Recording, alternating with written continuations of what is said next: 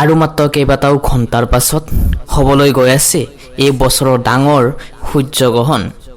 সূৰ্যগ্ৰহণে কেন্দ্ৰ কৰি বিশ্বৰ এই মুহূৰ্তত জীৱনত পৰি গৈছে গৰ্ভৱতী মায়েৰা। খুব গৰ্ভৱতী মহিলাই সাৱধান হ'ব লাগিব। এই সূৰ্যগ্ৰহণত গোটেই দিনটোৱে অন্ধকাৰ হৈ যাব। এই সূৰ্যগ্ৰহণ 4 ঘণ্টা 24 মিনিট থাকিব।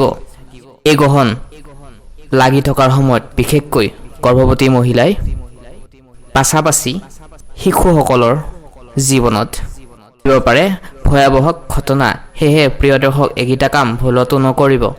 প্ৰিয় দৰ্শক, এই 2026 চনৰ দ্বিতীয়টো পূৰ্ণগ্ৰাস সূৰ্যগ্ৰহণ কেতিয়া, সঠিক সময়সূচী জানিবলৈ এই ভিডিঅ'টো শেষলৈ চাওক। বছৰৰ অন্তিমটো সূৰ্যগ্ৰহণ, সেয়েহে এই গ্ৰহণৰ সময়ত সঠিক নিয়ম মানি নচলিলে হ'ব পাৰে আপোনাৰ জীৱনত অন্ধকাৰ।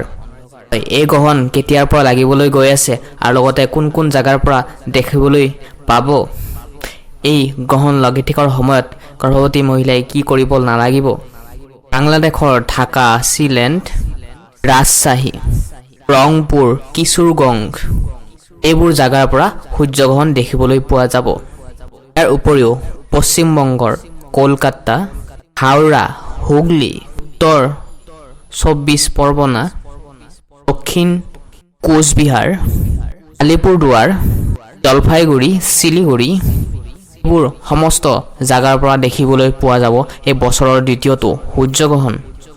দৰ্শক, এইবাৰ আমি জানি লোৱা আহকচোন ভাৰত আৰু বাংলাদেশৰ সময় অনুসৰি এই গ্ৰহণটো কেতিয়া আৰু কোন সময়ত লাগিব। এই গ্ৰহণ আৰম্ভণি হ'ব ইংৰাজী 12 আগষ্ট 2026। ভাৰতীয় সময় অনুসৰি এই গ্ৰহণটো আৰম্ভণি হ'ব ৰাতিপুৱা 9:04। গ্ৰহণটোৰ মধ্য সময় দুপৰীয়া 11:17লৈ থাকিব। এই গ্ৰহণটো সমাপ্ত হ'ব দুপৰীয়া 1:08। বাংলাদেশৰ সময় অনুসৰি এই গ্ৰহণটো আৰম্ভণি হ'ব ৰাতিপুৱা 9:34।